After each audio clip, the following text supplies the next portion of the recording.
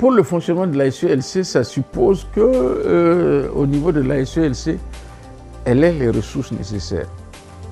Ces ressources nécessaires, ça suppose que le décret sur le quantum à servir à la SELC, sur les fonds recouvrés, soit appliqué. Par exemple, que la SELC, dans son travail, a permis à l'État burkinabé de recouvrer 100 millions. Le quantum, si le quantum dit que 5% ou 10% reviennent à l'ASE, ces sommes reversées dans un compte au trésor au profit de l'ASELC va permettre à l'ASELC d'être plus autonome et de pouvoir travailler. Normalement, c'est ce qui est prévu par les principes de Jakarta. Malheureusement, ce décret n'est pas encore adopté, malgré ce que prévoit la loi organique depuis 2015. Ça suppose que les ressources humaines soient augmentées. Normalement, la SELC doit comporter des contrôleurs d'État, des assistants de vérification et des enquêteurs. Le déficit des textes d'application a fait en sorte que jusqu'à présent, la SE n'a pas pu recruter les assistants de vérification et n'a pu avoir que quelques enquêteurs mis à disposition.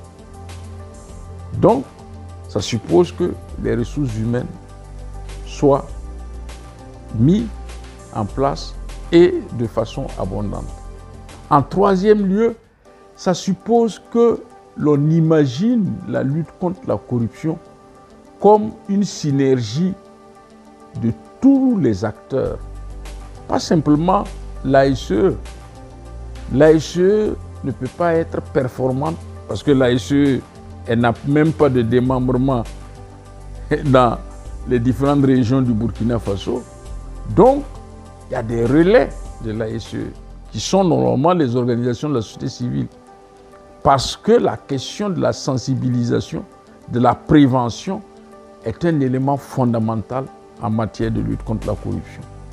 Donc, il faudrait que l'État appuie ces organisations de la société civile qui interviennent dans le domaine de la lutte contre la corruption, ou si l'État ne veut pas lui-même les appuyer, que l'État donne les ressources à la SELC pour que la SELC puisse appuyer ces organisations afin qu'il y ait un maillage serré de la lutte contre la corruption pour le développement dans notre société de la culture du refus de la corruption.